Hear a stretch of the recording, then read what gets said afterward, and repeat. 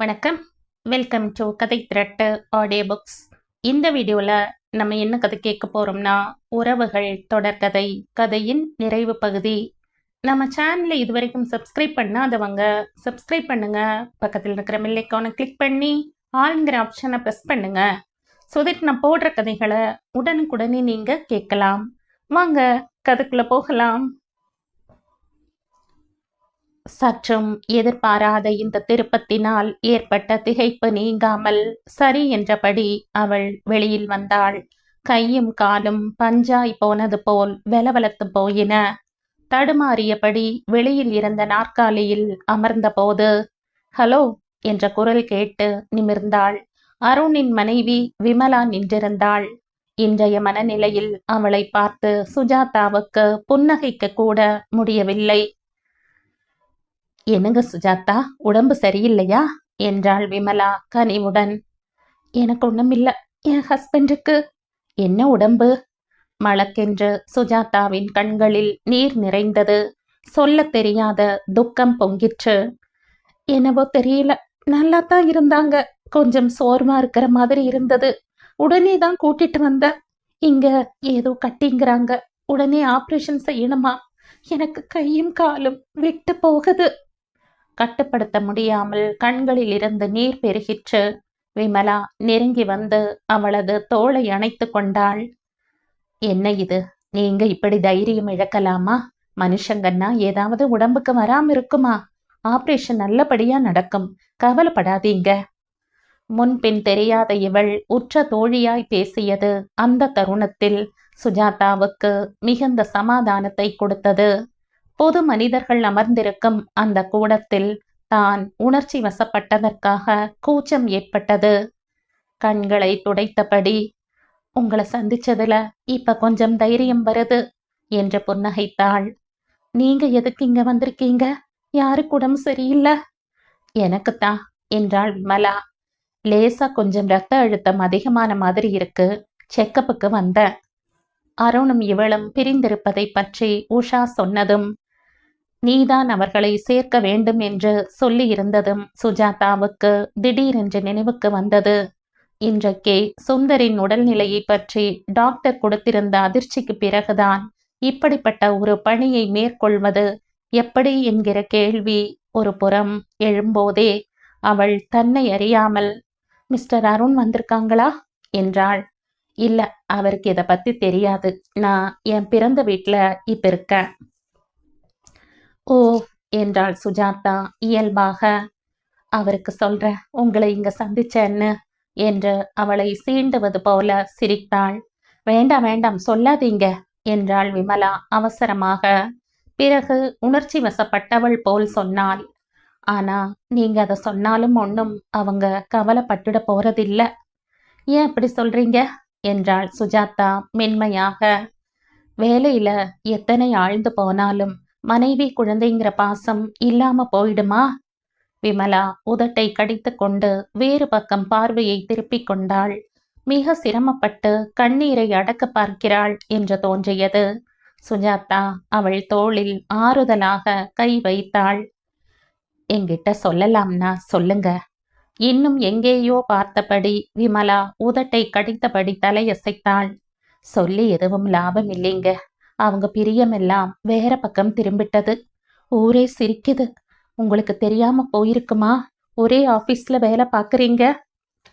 விமலாவின் முகம் சிவந்து மெல்லிய சிவந்த உதடுகள் படபடத்தன.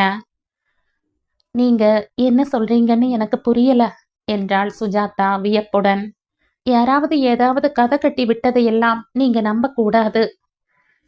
நம்பாம இருக்க முடியலீங்க. அவளை பார்க்க சுஜாதாவுக்கு பரிதாபமாக இருந்தது. ஒன்னு சொல்றேன் விமலா, உங்ககிட்ட யார் என்ன வத்தி வச்சிருந்தாலும் சொந்த லாபத்தை உத்தேசிச்சு சொல்லி இருக்கணும். அருணை கண்டு பொறாமப்படுறவங்க நிறைய பேர் இருக்காங்க. நீங்க நினைக்கிற மாதிரி எதுவும் இல்ல. விமலா அதிகம் நம்பிக்கை இல்லாதவள் போல அவளை பார்த்துவிட்டு தலையை குனிந்து கொண்டாள். என்னை நீங்க நம்பணும் என்றாள் சுஜாதா மிருதுவாக. வேடிக்கை விமலா, வேலைக்கு போகிற பெண்களுக்குத்தான் இப்படிப்பட்ட சந்தேகங்களை வீட்டுல எதிர்கொள்ள வேண்டி வரும்னு நினைச்சேன். ஆண்களுக்கும் இதே பிரச்சனைன்னு இப்ப புரியுது.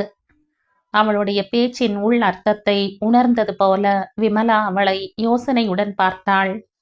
உங்களுக்கு என்னைக்காவது சமயம் இருந்தா வீட்டுக்கு வாங்க, பக்கத்துல தான் இருக்கோம் என்றாள். பிறகு நினைவு வந்தவளாக, உங்க வீட்டுக்காரருக்கு என்னைக்கு ஆபரேஷன் என்றாள். திங்கட்கிழமை. அன்னைக்கு உங்களை சந்திக்கிறேன், தைரியமா இருங்க, நல்லபடியா ஆயிடுவாரு. தேங்க்யூ என்று சுஜாதா புன்னகைத்த போது விமலாவின் முகத்தில் புதிய பிரகாசம் ஏற்பட்டிருந்தது. விமலா அகன்றதும் சுஜாதாவுக்கு மீண்டும் சுந்தரின் நினைவு வந்து அடிவயிறு துவண்டது. கடவுளே, என்னை சோதிக்காதே என்று பித்து பிடித்தது போல மனசு பிரலாபித்தது. நான் பலவீனமானவள் என்று புலம்பிற்று. மனோவியாகுலங்களினால் ஏற்படும் பிரச்சனைகளை என்னால் ஓரளவுக்கு சமாளிக்க முடியும். இப்படிப்பட்ட சோதனைகளை என்னால் சமாளிக்க முடியாது.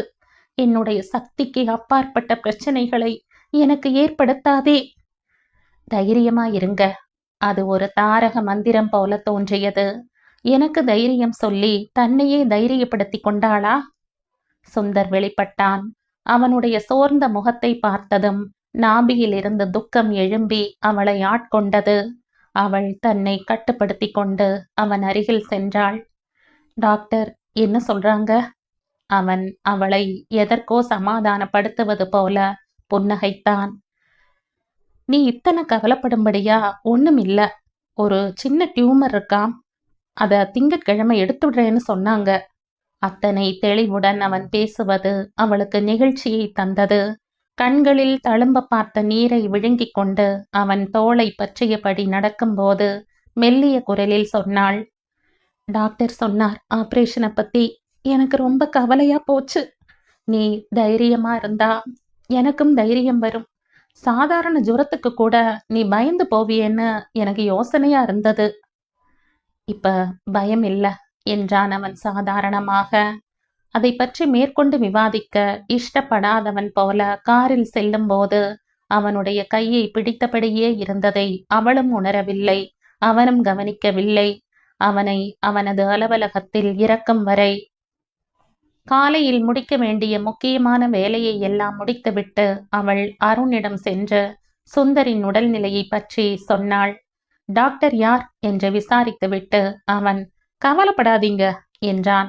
அவர் ரொம்ப கெட்டிக்காரர், பயப்படும்படியா ஒண்ணும் இருக்காதுன்னு சொன்னாங்கன்னா நிஜமாவே ஒண்ணும் இருக்காது. நம்ம அதிர்ஷ்டமும் நல்லா இருக்கணும் என்றாள் அவள் தனது தடுமாற்றத்தை மறைக்க முடியாமல். பிறகு கூச்சத்துடன் சிரித்தாள். விசித்திரமா இருக்கு, எத்தனையோ விஷயங்களுக்கெல்லாம் மனசு கலங்கல.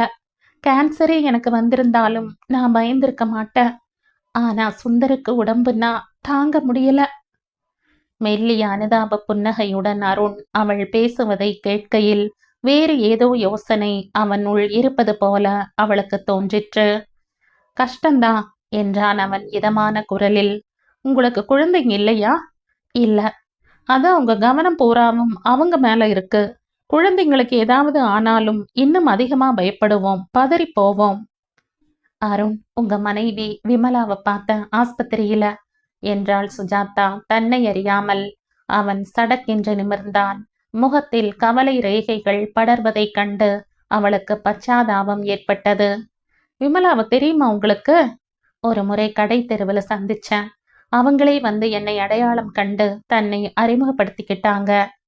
அருண் எதுவும் பேசாமல் தன் எதிரில் இருந்த ஃபைலில் பார்வையை பதித்தான். அவளுக்கு என்ன உடம்புன்னு எனக்கு தெரியாது. அவ பிறந்தகத்துல இருக்கா இப்ப. தெரியும் என்றாள் சுஜாதா மெல்லிய குரலில். அவங்களுக்கு இரத்த அழுத்தம் அதிகமாக இருக்காம். வேண்டாத யோசனையினால இருக்கலாம். அலுப்புடன் ஃபைலை மூடி அவளை நிமிர்ந்து பார்த்து அருண் சிரித்தான். வேண்டாத யோசனைனாலதான் எல்லா பிரச்சனையுமே. எல்லாரும் வயசுக்கு வந்தவங்க. பாடம் சொல்லி கொடுக்கிற மாதிரி மற்றவங்களுடைய யோசனைகளை நாம எப்படி மானிட்டர் பண்ண முடியும் சுஜாதா? இப்பொழுது இவன் கேட்டுக்கொள்ளக்கூடிய இளக்கமான மனநிலையில் இருக்கிறான் என்கிற நினைப்புடன் லேசாக புன்னகைத்தபடி சுஜாதா சொன்னாள். மற்றவங்க யோசனைகளை நாம கட்டுப்படுத்த முடியாது, உண்மைதான். ஆனா முக்கியமான உறவுகள்ல தவறான எண்ணங்கள் ஏற்படுகிற சமயத்துல அதை மாத்துறதுக்கு முயற்சி எடுத்துக்கணும் அருண். கடுமையான முயற்சி. அதாவது அந்த உறவு உங்களுக்கு முக்கியம்னு நீங்க நினைச்சா என்ன சொல்றீங்க நீங்க? முக்கியம்னு நான் நினைச்சா போதுமா? முயற்சி எடுக்கலைன்னு நினைக்கிறீங்களா? நிச்சயமா அப்படி நினைக்கல. இப்ப மறுபடியும் முயற்சி செய்யுங்க. சில சமயம் ஒரு மூன்றாம் மனுஷா வந்து எதேச்சையா சொல்ற ஒரு நல்ல வார்த்தை நம்ம பார்வையையே மாத்திடும். நான் என் சொந்த அனுபவத்துல சொல்றேன். அவன் கேள்விக்குறியுடன் மெல்லிய சுவாரஸ்யம் கண்களில் பளிச்சிட நிமிர்ந்து உட்கார்ந்தான். அவள் லேசான புன்னகையுடன் தொடர்ந்தாள். எனக்கு இங்க பதவி உயர்வு கிடைச்சதுல இருந்து சுந்தருக்கு சந்தேக குணம் ஏற்பட்டு போச்சு. தினமும் சண்டையும் வாக்குவாதமும் அதிகமாகிக்கிட்டே வரும்போது பிரிய வேண்டி வந்துருமோன்னு எனக்கு ரொம்ப கவலையா போயிட்டது. நீங்க சொன்னா நம்ப மாட்டீங்க.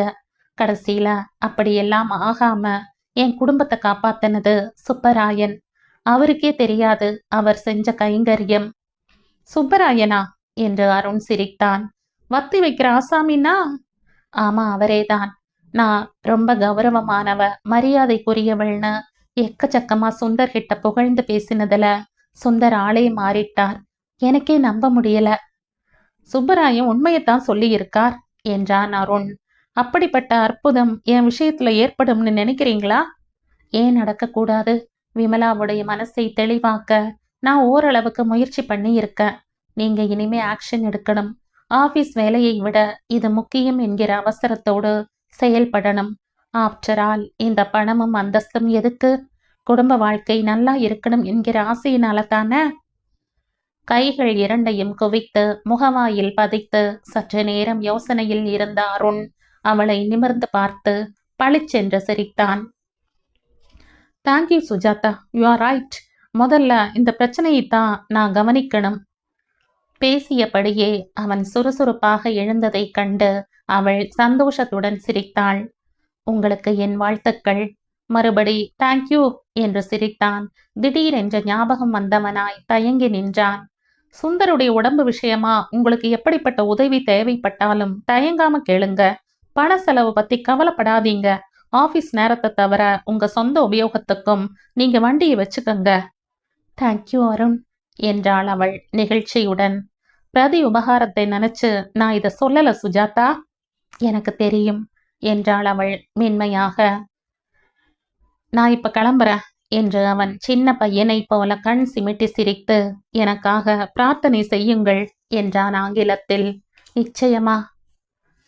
அவளை தொடர்ந்து அவன் வெளியில் வந்து நீங்க கொஞ்சம் இங்க கவனிச்சுக்கங்க என்று கூறிவிட்டு சற்று தயங்கி நின்று, சுஜாதா, சுப்பராயன் உங்களை பத்தி சொன்னதெல்லாம் உண்மையான வார்த்தைகள் என்று சொன்னபடியே வாசலுக்கு விரைந்தான்.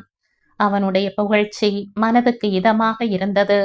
அவன் என்றும் பகட்டான வார்த்தைகள் பேசியதில்லை. மனதிற்கு பிடிக்காததை சொல்ல தயங்கியதில்லை. இன்று இருவரும் மனம் விட்டு பேசியதில் முதலாளி ஊழியன் என்கிற பாவனை மறைந்து சிநேகிதர்களாகி போனது போல் தோன்றிற்று. இவன் நல்லவன் என்பதோடு கெட்டிக்காரன். விமலாவின் பிரியத்தை மீண்டும் பெறுவது இவனுக்கு கஷ்டமாக இருக்காது. மேஜைக்கு வந்தபோது சுஜாதாவுக்கு மனசு லேசாகி போயிருந்தது.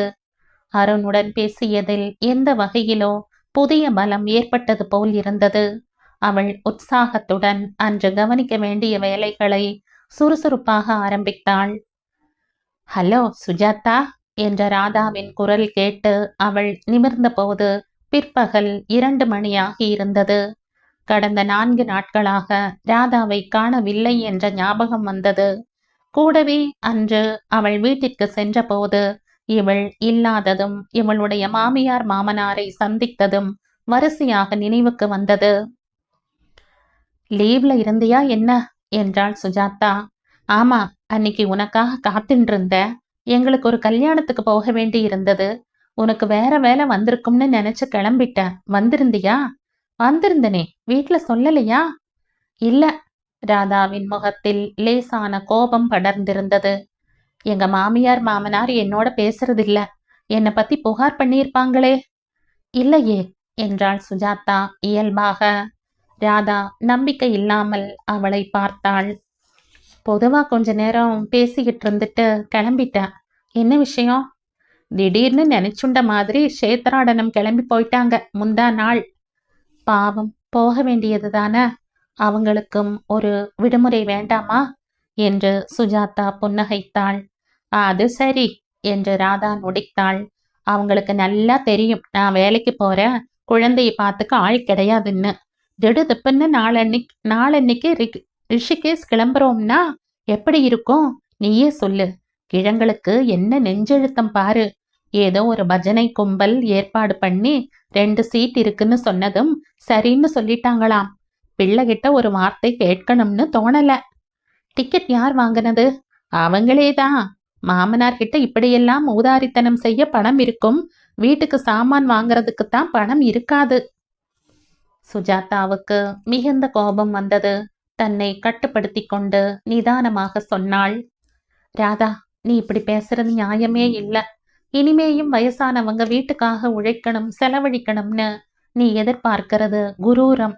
நீயும் உன் புருஷனும் சம்பாதிக்கிறீங்க, மாமனாருக்கு சொந்தமான வீட்டுல இருக்கீங்க.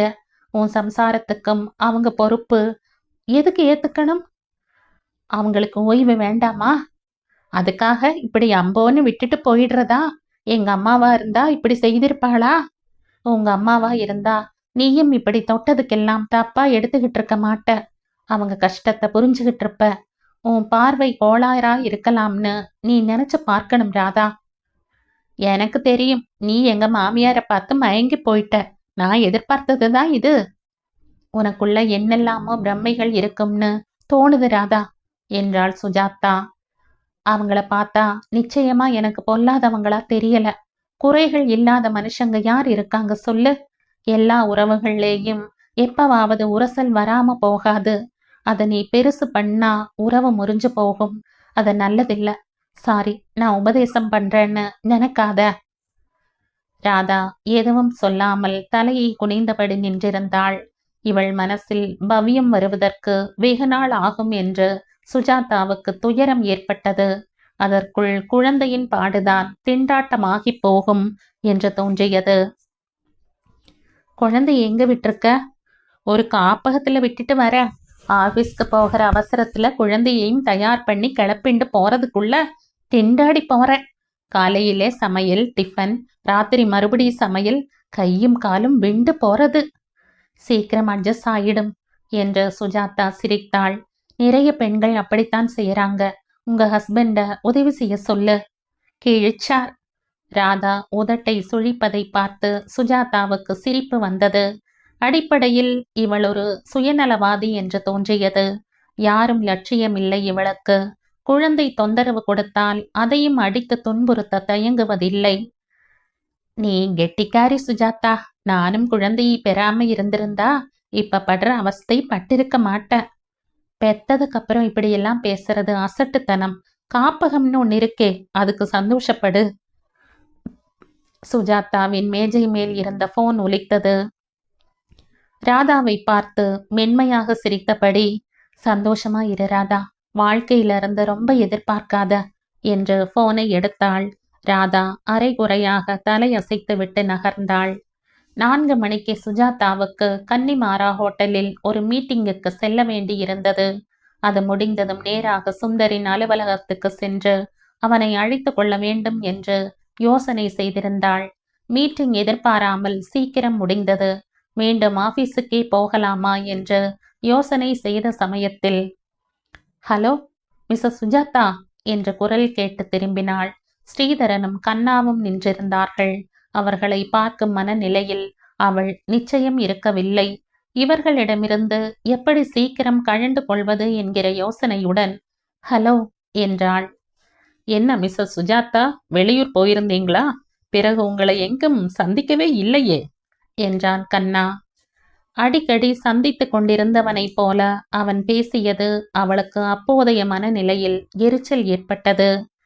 இந்த ஊர்ல தான் இருக்க என்றாள் அவள் தன்னை கட்டுப்படுத்தி கொண்டு. நாம இதுவரை ஒரே ஒரு முறைதான் சந்திச்சிருக்கோம். நீங்க போகிற இடத்திலெல்லாம் எப்ப என்ன பார்த்திருக்கீங்க என்றாள். பார்க்கணும்னு ஆசைப்பட்டோம் என்றான் ஸ்ரீதர் மெல்லிய புன்னகையுடன். இன்றும் கண்கள் சிவந்திருந்தன. இவனுக்கு சுபாவமாகவே சிவந்த கண்களா அல்லது இது போதை சிவப்பா என்று தெரியவில்லை. 3 தடவை உங்களை சில மீட்டிங்குகளுக்கு அனுப்பும்படி குறிப்பிட்டு உங்க பாஸுக்கு செய்தி அனுப்பினோம்.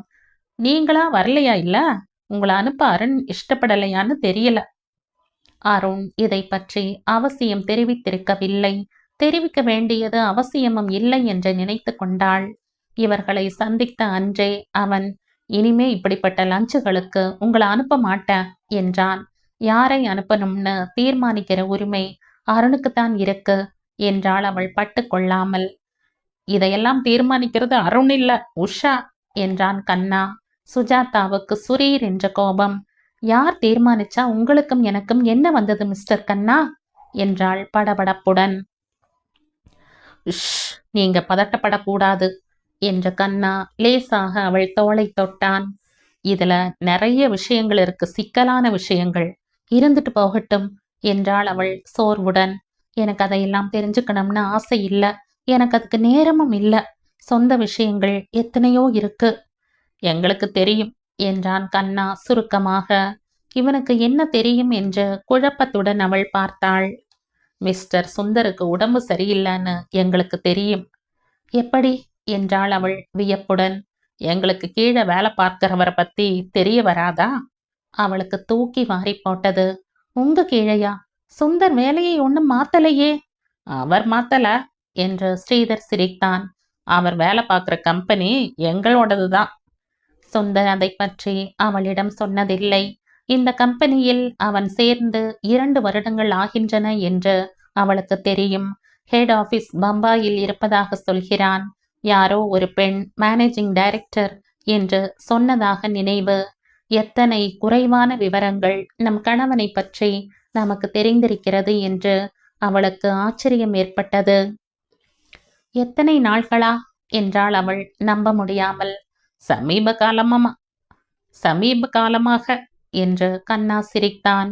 1 வருஷம் முந்தி வரை உஷா மேனேஜிங் டைரக்டரா இருந்தாள். இப்ப ஸ்ரீதர் தான் MD. ஓ என்றாள் அவள் வியப்பு மாறாமல். அதாவது பல கம்பெனிகளுக்குள்ள அது ஒண்ணு. சுந்தர் உங்ககிட்ட விவரங்கள் சொல்லாம இருந்ததுக்கு காரணம் இருக்கு. அவள் மீண்டும் வியப்புடன் அவர்களை நிமிர்ந்து பார்த்தாள். எதுக்கு மறைக்கணும்?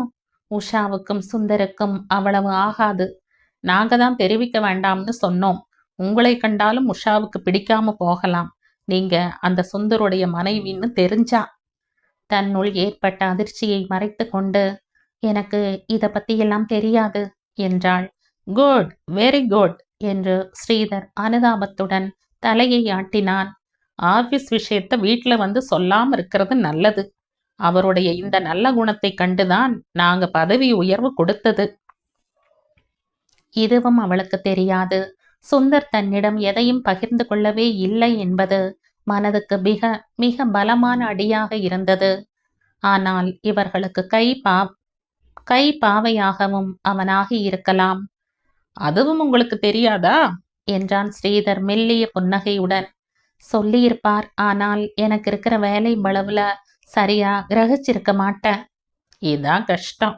மனைவி வேலைக்கு போனா என்று அவன் சிரித்தான். ஆனா நீங்க பாக்கி பெண்கள் போல இல்ல, குடும்பமும் முக்கியம்னு நினைக்கிறீங்க. இவன் மெல்ல மெல்ல உஷாவை தாக்கும் எண்ணத்துடனேயே சம்பாஷணையை வளைக்கிறான் என்று அவளுக்கு தோன்றியது. எல்லா பெண்களுக்கும் அது முக்கியம் மிஸ்டர் ஸ்ரீதர் என்றாள் அவள் ரோஷத்துடன். ஆண்களுக்கும் முக்கியம்னு எனக்கு தெரியும்.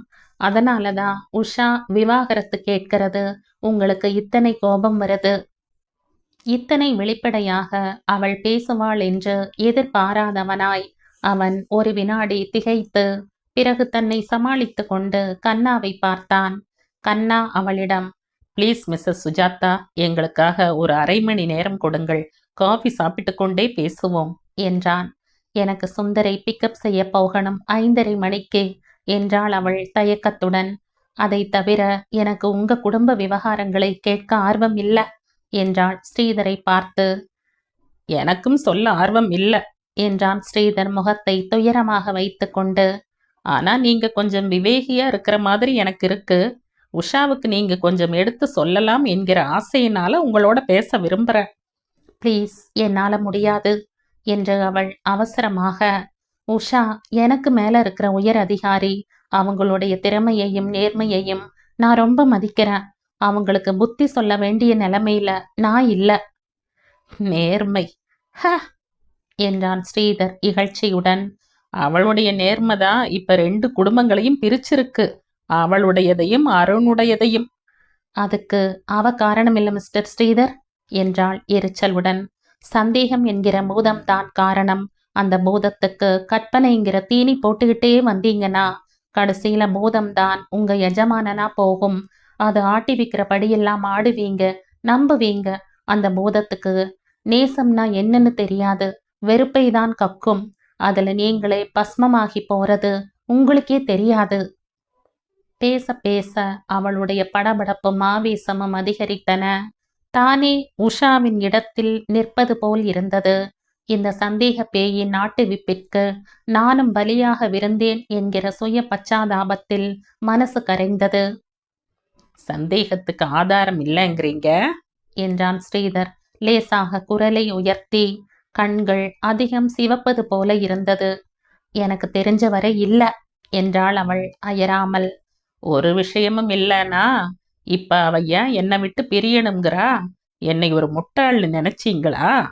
இல்ல என்று அவள் சிரித்தாள். நாம் எல்லாம் யாரும் முட்டாள் இல்ல, அதாவது வெளியுலகத்தை பொறுத்தவரை. இல்லனா நீங்க இத்தனை கம்பெனிகளுக்கு எம்டியா இருக்க மாட்டீங்க. ஆனா வீட்டுக்குள்ள இருக்கிற உறவுகள்ல நிறைய முட்டாள்தனம் பண்றோம். உஷா பிரிய நினைக்கணும்னா அதுக்கு அருண் காரணம் இல்ல, நிச்சயமா. என்ன காரணம்னு உங்களுக்குத்தான் தெரியும். அவ திமிர் பிடிச்சவ. சுஜாதா சிரித்தாள். சராசரிக்கு மேற்பட்ட புத்திசாலித்தனம் உள்ள பெண்களை பத்தி ஆண் உலகம் அப்படித்தான் நினைக்கும். என்கிட்ட பெண்ணின் வாதம் பேசாதீங்க என்றான் அவன் ஆத்திரத்துடன்.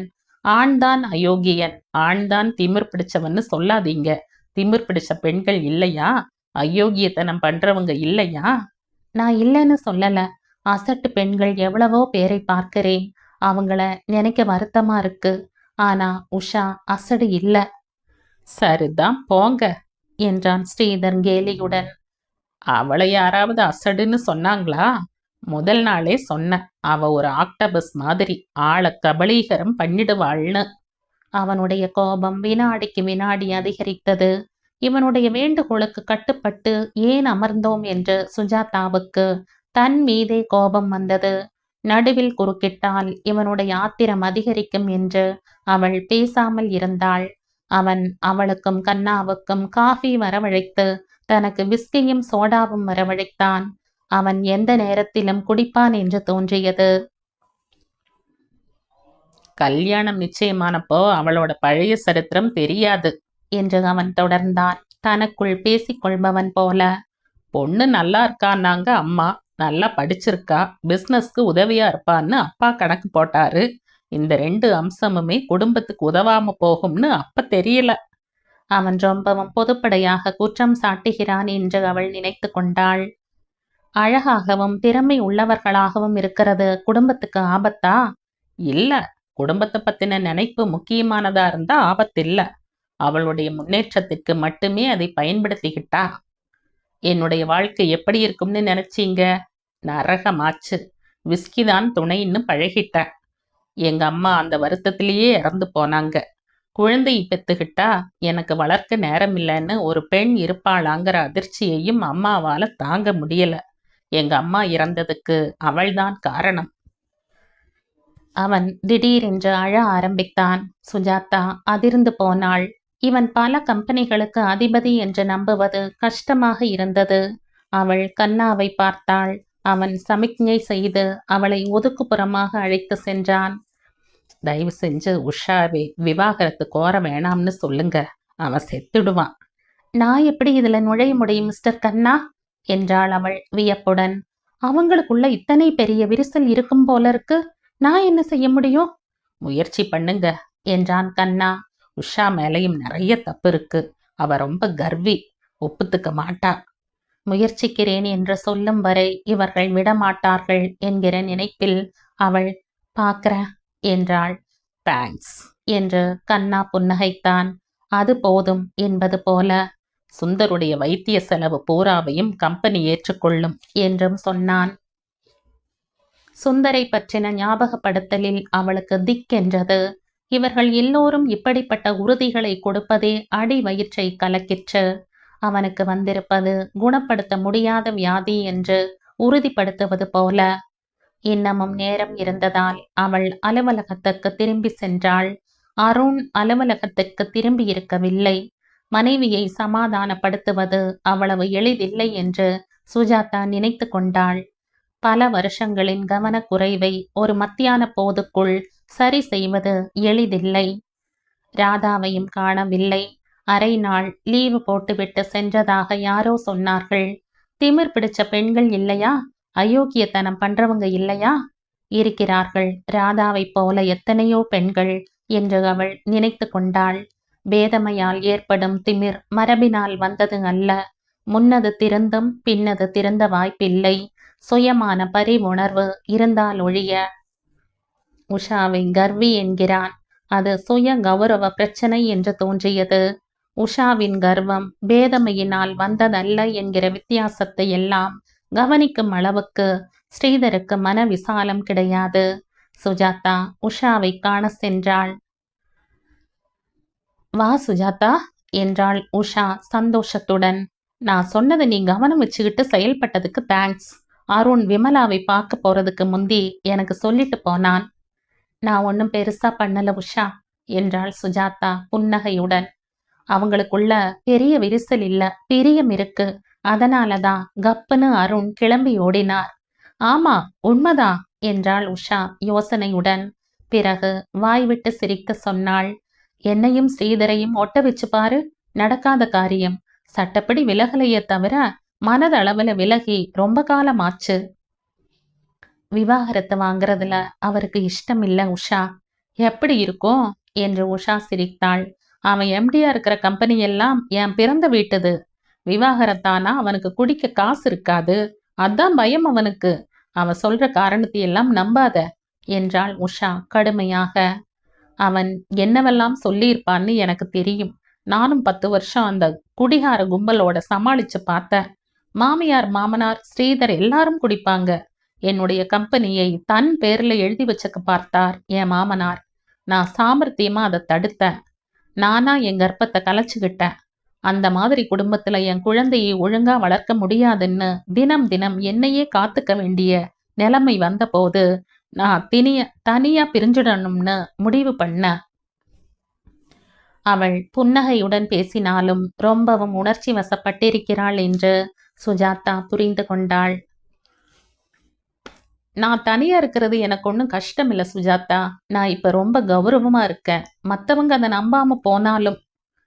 இவளிடம் விவாகரத்து செய்து கொள்ளாதே என்று சொல்ல எனக்கு உரிமை இல்லை என்று சுஜாதா நினைத்து கொண்டாள். மனதளவில் இவள் நிறைய அடிபட்டிருக்க வேண்டும் என்று தோன்றியது. வெந்து தணிந்த மனசு அதான் புடம் போட்டது போல் கம்பீரமாய் ஒளிர்கிறது. உனக்கும் ப்ராப்ளம் இருந்ததுன்னு கேள்விப்பட்ட சுஜாதா. சுஜாதா புன்னகைத்தாள். என்னுடையது வெறும் ஈகோ ப்ராப்ளம் தான். பணிஞ்சு போகாமலேயே பணிஞ்சு போன மாதிரி சமாளிச்ச. டிப்ளமசி இருக்கலாம். இப்போது சுந்தரை அவனது அலுவலகத்திலிருந்து அழைத்து வர செல்லும் போது இந்த வார்த்தைகள் நினைவுக்கு வந்தன. தன்னுடைய கெட்டிக்காரத்தனத்தின் மேல் முந்தா நாள் வரை அவளுக்கு பெருமை இருந்தது. வெறும் கெட்டிக்காரத்தனம் மட்டுமே வாழ்க்கைக்கு போதாது. தலை சுழியும் நன்றாக இருக்க வேண்டும் என்று நேற்று புரிந்தது. மீண்டும் அவளை பலவீனம் ஆட்கொண்டது. மரணம் என்பதற்கு முன்னால் மண்டியிடாதவர் யாரும் இல்லை என்கிற நிதர்சன உண்மையின் நினைவு மட்டும் ஏன் மனிதர்களுக்கு இருப்பதில்லை என்பது இப்போது வியப்பளிக்கவில்லை. நினைவிருந்தால் மனிதர்கள் சிரிக்க மாட்டார்கள், கோபப்பட மாட்டார்கள், அழமாட்டார்கள். நம்பிக்கை என்பதும் எதிர்பார்ப்பு என்பதும் இருக்காது. உதயத்துக்கு யாரும் காத்திருக்க மாட்டார்கள். அஸ்தமனம் நிச்சயம் என்கிற வைராகியத்தில் சாவை பற்றி யாருக்கும் நினைவு இல்லாமல் இருப்பதாலேயே எல்லோரும் தெம்பாக இருக்கிறார்கள். வியாதி வரும்போது அதனால் தான் உடம்பும் மனசும் வெலவெலத்து போகிறது. இந்த சவாலை சமாளிப்பது என் புத்திக்கு எட்டாதது என்கிற பிரக்ஞையில் ஆண்டவனே எனக்கு சக்தியை கொடு. ஆண்டவனை மனிதன் படைத்ததும் இந்த மரண பயத்தினால்தான் என்று சுஜாதா நினைத்து கொண்டாள். அன்றிரவு அவள் தூங்காமல் விழித்திருக்க சுந்தர் அவளை அணைத்தபடி உறங்கி போனான். உறங்குவதற்கு முன் வெகுநேரம் பேசினான். உன்னை நான் ரொம்பவும் கேவலமா நடத்தியிருக்கேன். சந்தேகப்பட்டிருக்கேன். காலம் கடந்து போறதுக்கு முந்தி சாரி சொல்லிடுறேன் என்று அவன் சொன்னதும் அவள் நெகிழ்ந்து போனாள். அசட்டு பெசட்டுன்னு பேசாதீங்க என்று கடிந்து கொண்டாள். எனக்கு எதுவுமே ஞாபகம் இல்ல. ஞாபகம் இருந்தா நீயும் வேற மாதிரி இருந்திருப்ப. அந்த உஷா மாதிரி. உஷாவுடைய பிரச்சனைகள் வேற சுந்தர். இருக்கலாம். ஆனா அவ கீழே வேலை பார்த்த போது அவ ரொம்ப ராங்கிக்காரி என்கிற எண்ணம் தான் ஏற்பட்டது. பெரிய பதவி கிடைச்சா பெண்கள் அப்படித்தான் ஆயிடுவாங்கன்னு தோணித்து. அவ புருஷனையும் வீட்டையும் விட்டுட்டு கிளம்பிட்டா. நீயும் அப்படி போயிடுவியோங்கிற பயம் எனக்கு இருந்தது. அதனாலேயே வேலையை விட்டுடுன்னு வற்புறுத்தின. இப்ப அதை பத்தி என்ன சுந்தர்? நிறைய இருக்கு என்றான் அவன் அழுத்தமாக. மனசுல நேர்மை இருந்தா தைரியமும் இருக்கும். என்ன வந்தாலும் நீ கௌரவமா சமாளிச்சுப்பேன்னு எனக்கு தெரியும். நாளைக்கே எனக்கு ஏதாவது ஆச்சுன்னு வச்சுக்க. அவள் அவன் வாயை பொத்தினாள். எதுவும் ஆகாது. சாதாரண ஆபரேஷன் அது. கவலைப்பட ஒண்ணுமே இல்ல. டாக்டர் சொல்றாங்கதான். ஆனா எதுக்கும் தயாரா இருக்கணும். உனக்கு ஒன்று சர்ப்ரைஸா சொல்லணும்னு நினைச்சேன். அதுக்குள்ள இந்த உடம்புக்கு வந்தாச்சு. எனக்கு சம்பள உயர்வு கிடைச்சிருக்கு. ஆனா அது என் திறமைக்காக கொடுக்கப்படலைன்னு நினைக்கிறேன். ஏன் என்றாள் அவள் வியப்புடன். கம்பெனியை உஷாவுடைய புருஷன் நடத்துறார். மூலமா ஏதோ காரியம் ஆகணும்னு எதிர்பார்த்து அப்படி செஞ்ச மாதிரி எனக்கு தோணுது. நீ அவங்கிட்ட ஜாக்கிரதையா இருக்கணும் சுஜாதா. இருப்ப. நீ இதை பத்தி கவலைப்படக்கூடாது என்றாள் அவள் மெல்ல. ஏற்கனவே அதை சமாளித்தாகிவிட்டது என்பதை தெரிவிக்க வேண்டிய அவசியம் இல்லை என்று நினைத்தபடி. ஆனால் இவனுக்கு முக்கியமாக ஒரு விஷயம் தெரிவிக்க வேண்டும் என்று அவள் சொல்ல முற்பட்ட போது அவன் உறங்கியிருந்தான். அவள் மெல்லிய புன்னகையுடன் அவனுடைய தோளை மருடியபடி தூங்காமல் படுத்திருந்தாள். இவன் மருத்துவமனையில் இருந்து திரும்பிய பிறகு சொல்லிக் கொள்ளலாம். அவசரம் ஒன்றும் இல்லை. ஞாயிற்றுக்கிழமை ஆஸ்பத்திரியில் அட்மிட்டாக கிளம்பும் போது அவன் ரொம்பவும் உற்சாகமாக இருந்தான். திங்கட்கிழமை ராகு காலம் முடிஞ்சதும் ஆபரேஷன் என்று டாக்டர் சொன்னபோது அவளை பார்த்து கண் சிமிட்டி சிரித்தான். ஆபரேஷன் தியேட்டருக்கு அவனை அழைத்து சென்றபோது அவளுக்குத்தான் ஏதோ கழண்டு போனது போல் இருந்தது. ஆல் தி பெஸ்ட் என்று சிரித்த போது குரல் நடுங்கிற்று. ஆபரேஷன் உள்ளே நடக்கையில் அருணும் விமலாவும் அவளுக்கு தைரியம் சொல்ல வந்தார்கள். விமலாவின் முகம் பிரகாசமாக இருந்தது. அவளிடம் வந்து ரகசியமாக, உங்களுக்கு ரொம்ப நன்றி என்று கிசுகிசுத்தாள். உங்க நல்ல மனசுக்கு எந்த குறையும் வராது என்றாள். சுஜாதாவுக்குள் திடும் என்று துக்கம் குமரி கொண்டு வந்தது. கட்டுப்படுத்த முடியாமல் குலுங்கும் அந்த முதுகை விமலா வெகு நேரம் சமாதானப்படுத்த வேண்டியிருந்தது. அருண் உள்ளே எங்கோ சென்று விட்டு வந்தான். சுஜாதா, நீங்க இப்படி பயப்படுறதுக்கு ஒண்ணுமே இல்ல என்றான். நான் டாக்டர்களோட எல்லாம் பேசிட்டு வந்தேன். இது சாதாரண டியூமராகத்தான் இருக்கும்ங்கிறாங்க. மற்றபடி எல்லாம் நார்மல்ங்கிறாங்க. ஏன் இப்படி கவலைப்படுறீங்க? ஏன் என்று புரியாமல் அழுகை வெடித்து கொண்டு வந்தது. காலம் கடந்து போறதுக்கு முந்தி சாரி சொல்லிடுற என்ற வாக்கியம் புதிய தாத்பரியத்துடன் ஒரு வருஷத்தில் விலகி போனதற்கான சாரி அது விஸ்வரூபமாய் நின்றது. கடந்த ஒரு கதை முடிந்துவிடும் என்று தெரிந்திருந்தால் விலகி இருக்க மாட்டேன் என்ற மாதிரி. அருண் மீண்டும் மீண்டும் சமாதானப்படுத்துகையில் அவள் அடங்கி போனாள். அந்த வாக்கியத்திற்கு எந்த அர்த்தமும் இருக்க முடியாது, மரண பயம் என்பதை தவிர. அவளுடைய அழுகை ஓய்ந்ததும் அவள் அங்கிருந்த பெஞ்சில் கண்ணை மூடியபடி அமர்ந்தாள். மூடிய கண்களுக்குள் 2 வருஷங்களுக்கு முன் அவளுக்கு பழக்கப்பட்ட சுந்தர் நின்றான். காதல் மொழி பேசினான். 2 வருஷத்துக்கு வேணாம், ஆனா 3ஆம் வருஷம் ஒரு குட்டி பயல் வேணும் என்று கொஞ்சினான். அவள் உதடுகளில் புன்னகை நெளிந்தது. தியேட்டரை விட்டு வெளியில வா. நீ கண் முழிச்சதும் உனக்கு ஒரு சர்ப்ரைஸ் செய்தி கொடுக்கறேன். குட்டி பயலோ பெண்ணோ யாரா இருந்தா என்ன, எனக்கு எல்லாம் ஒண்ணுதான் என்றான் சுந்தர். குழந்தை பிறந்ததும் நான் வேலையை விட்டுடுறேன். அவன் பதில் சொல்லவில்லை. அதற்கு அவள் உலுக்கப்பட்டது போல் கண் திறந்தாள். டாக்டர் நின்றிருந்தார். எஸ் டாக்டர் என்றாள் அவள் புன்னகையுடன். சாரி மிஸ்ஸஸ் சுஜாதா என்றார் டாக்டர். கார்டியாக் அரெஸ்ட் நாங்க எதிர்பார்க்கல. ஆபரேஷன் நல்ல விதமா முடிஞ்சு தையல் போடுற சமயத்துல வந்துட்டது. என்ன செய்ய பார்த்தும் முடியல. அவள் நம்ப முடியாமல் அவனை பார்த்தாள். பிறகு திகைத்து நின்ற அருணையும் விமலாவையும் பார்த்தாள். நோ, நோ, இது உண்மையில்ல என்றாள் அவள் பித்து பிடித்தது போல. அவர்கிட்ட நான் ஒரு விஷயம் சொல்ல மறந்து போனேன். விமலா கண்ணீர் பெருக அவளை அணைத்து கொண்டாள். சுஜாதாவுக்கு ஒரு பொட்டு நீர் வரவில்லை. அவள் உள்ளே மரணத்துடன் போராடும் போது அவளுடைய கண்ணீர் எல்லாம் வெளியில் வந்துவிட்டது போல் இருந்தது. டாக்டர் திரும்ப திரும்ப வருத்தம் தெரிவிக்கையில் உண்மையில் யாரும் எதற்கும் காரணம் இல்லை என்று தோன்றிற்று. அவன் அவளை புரிந்து கொள்ளாமல் இருந்தாலே அதிக நாள் ஜீவித்திருப்பான் என்று விசித்திரமாக தோன்றிற்று. இத்தனை நாட்களாக இல்லாமல் இப்பொழுது அவள் உண்டாகி இருப்பதும் விசித்திரம். உயிர் என்பது ஒரு தொடர்ச்சி என்கிற விளக்கமாக. அவருக்கு இன்னும் 30 வயசு கூட ஆகல டாக்டர். அதுக்குள்ள வாழ்க்கை அஸ்தமிச்சிடுமா? எப்படி? என்று தனது அமெரிக்க உத்வேகத்தை அருண் காண்பித்துக் கொண்டிருந்தான். நான் என்ன செய்யட்டும் என்று டாக்டர் புலம்புவது பாவமாக இருந்தது. காரண காரியங்களை ஆராய்வது மடத்தனம் என்று அவளுக்கு திடீரென்று சோர்ந்து போயிற்று. சவால்களும் ஒரு தொடர் சங்கிலி என்று தோன்றிற்று.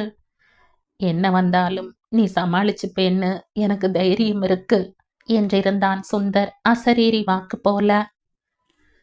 சமாளிக்கணும் என்று அவள் தனக்குள் முணுமுணுத்து கொண்டாள்.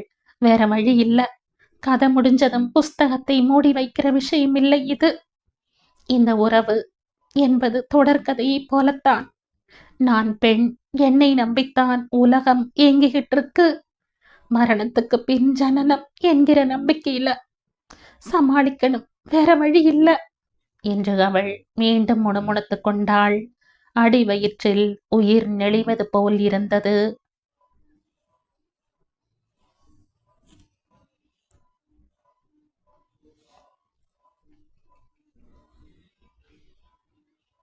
இதோடு இந்த கதை முடியுது. இந்த கதை உங்களுக்கு பிடிச்சிருந்தா லைக் பண்ணுங்க, ஷேர் பண்ணுங்க, சப்ஸ்கிரைப் பண்ணுங்க. மற்றும் ஒரு இன்ட்ரெஸ்டிங்கான கதையோட அடுத்த வீடியோல சந்திப்போம். நன்றி.